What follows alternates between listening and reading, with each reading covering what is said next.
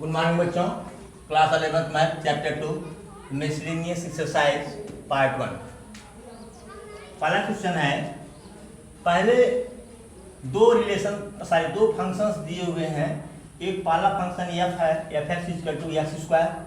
जब x की value 3 के बराबर या 3 से छोटी है, 0 के बराबर या 0 से बड़ी है। और f(x) = 3x जब x की वैल्यू 10 के बराबर या 10 से छोटी है, 3 के बराबर या 3 से बड़ी है। ठीक है, एक फंक्शन ये हुआ। दूसरा फंक्शन आपका ये है g(x) = x²। जब x की वैल्यू < 2 है, > 0 है। और ये gx = 3x है जब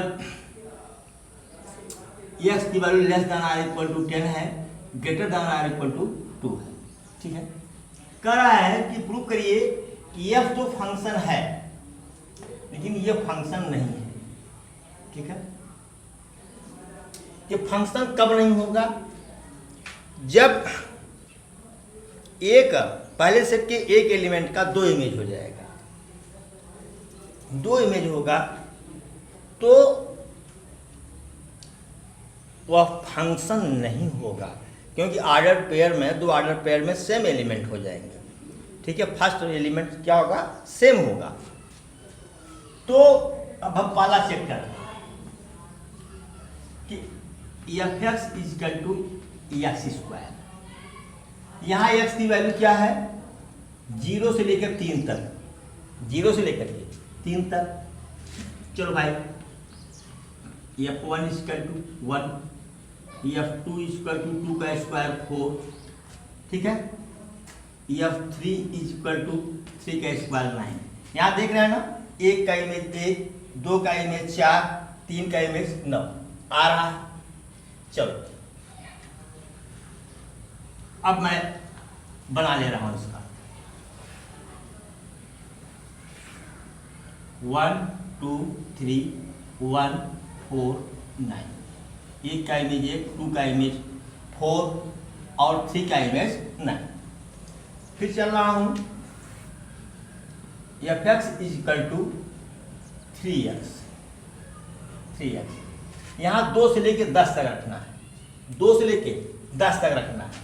देखिए, ऐसा होता नहीं है कि सारी वैल्यूज को हम रखें, इसके लिए लॉजिक है, लेकिन पहले कर लेते हैं तब लॉजिक हम लोग पढ़ते हैं। चलो, f(2) 3 दूनी 6, f(3) 3 3 का 9, f(4) 12, f(5) 15, f(6) 18, f(7) 21। ऐसे आप कर लेंगे तो अगर ये f(10) होगा तो ये क्या आएगा? 30। इसका भी देख लीजिए,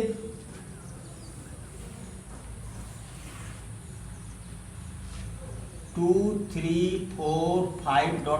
10 रखेंगे तो 6 9 12 ... 30 आ जाएगा। तो सबके पास केवल एक इमेज होगा ना। तो लिखेंगे क्या आप लिखेंगे जरा देखिए,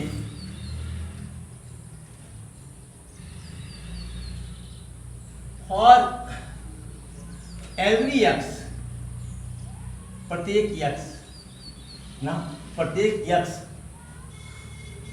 has one and only one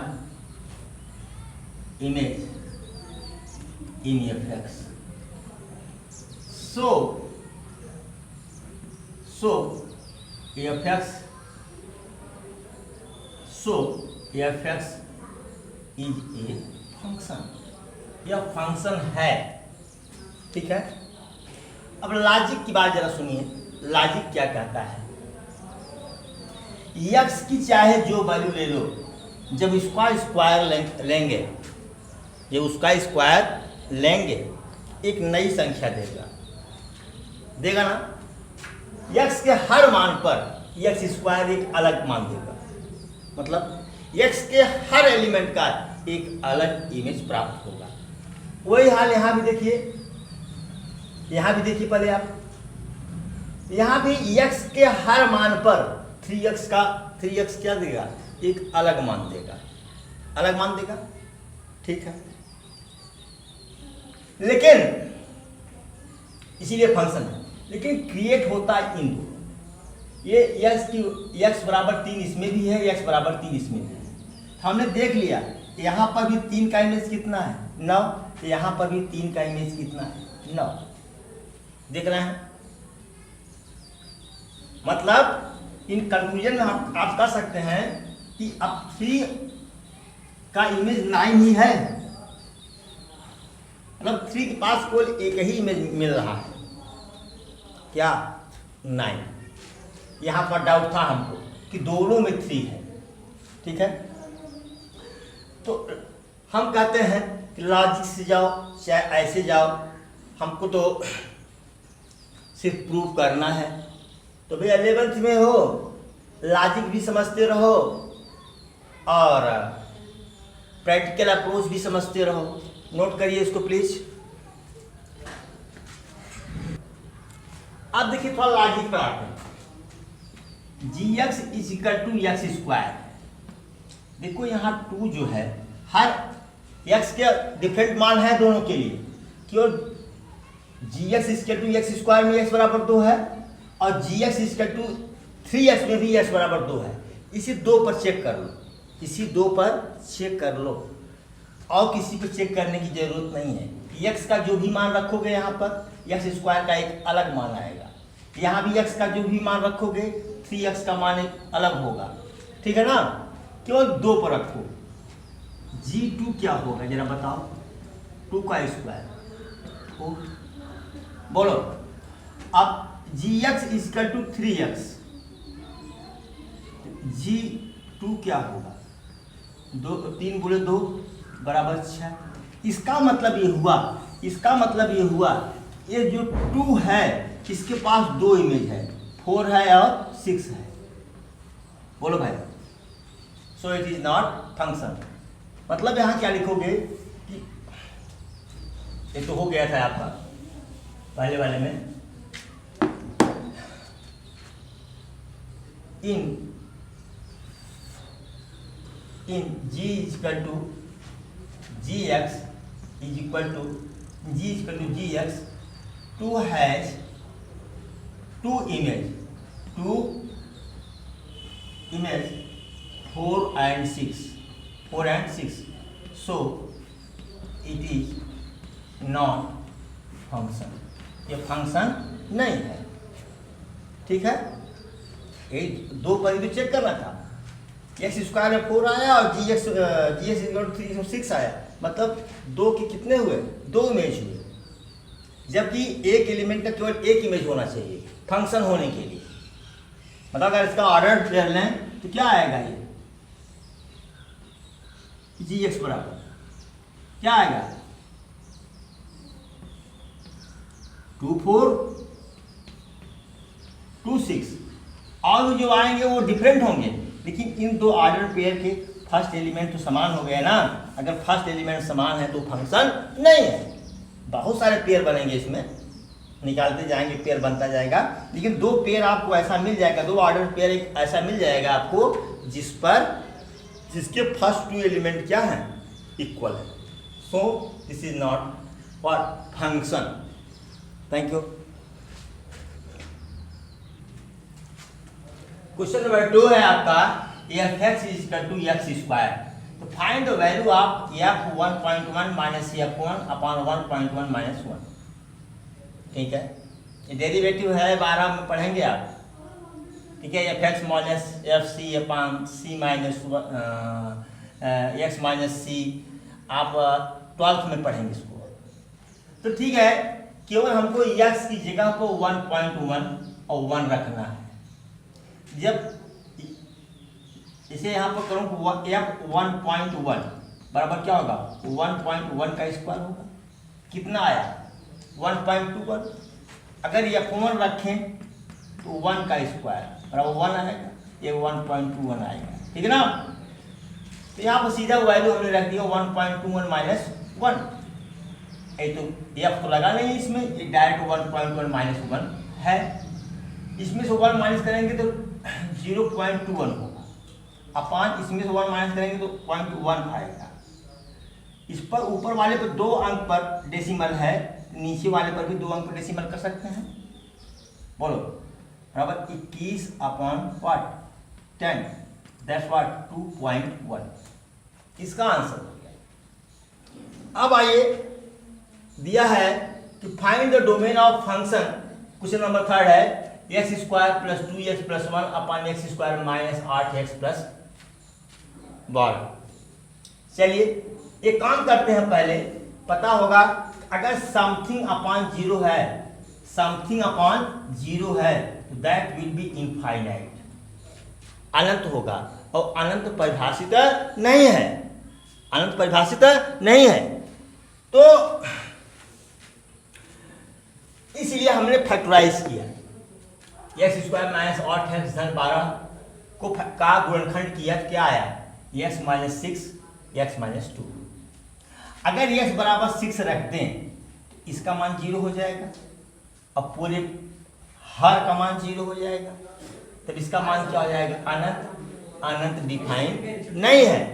अगर x की जगह 2 रख दे तो 2 माइनस 2 0 हो जाएगा, पूरा हर ही 0 हो जाएगा, फिर अनंत आ जाएगा। इसका मतलब ये हुआ कि फंक्शन जो है, function is not defined at x equal to 6 and x equal to 2।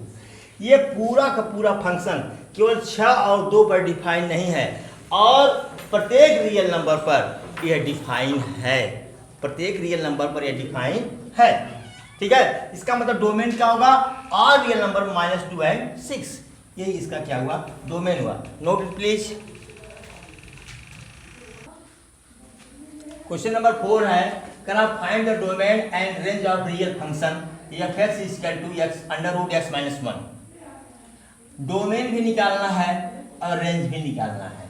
Domain में x की वैल्यू और रेंज में y की वैल्यू निकालना होता है।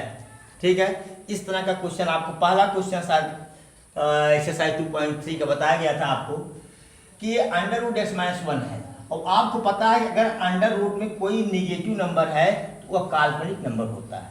ठीक है, बताया गया था। इसका मतलब यह है कि x-1 का जो मान होगा या तो 0 हो या 0 से बड़ा हो। इसको इधर ट्रांसफर करते हैं, x is greater than or equal to 0, sorry greater than or equal to 1। ठीक है, तो डोमेन क्या हुआ भाई 1 से शुरू होता है और इन्फिनिटी तक जाता है, इसलिए सेमी क्लोज इंटरवल हमने लगाया। सेमी क्लोज इंटरवल ये स्क्वायर यहाँ स्मॉल ब्रैकेट, मतलब 1 से शुरू होगा इन्फिनिटी के पहले तक, तो डोमेन हो गया। अब रेंज की वैल्यू निकालनी है हमको, तो रेंज की वैल्यू निकाली मतलब y की वैल्यू निकालनी है। तो y इक्वल टू √x-1 है, दोनों साइड का हमने स्क्वायर कर दिया, तो y स्क्वायर बराबर x-1। ठीक है, इसको इधर हमने ट्रांसफर ले लिया, y + 1 बराबर x, और x की वैल्यू क्या है greater than or equal to 1, इसलिए यहाँ पर हमने लिख दिया greater than or equal to 1। फिर 1 को इधर ट्रांसफर कर लिया, तो y square is greater than or equal to 0। भाई 1 - 1 बराबर 0 तो होगा, यानी y is greater than or equal to 0। इसका मतलब यह हुआ कि y का मान 0 से शुरू होगा और अनंत के पहले तक रहेगा। तो सेमी क्लोज्ड इंटरवल में मैंने दिखाया है 0, इन्फिनिटी।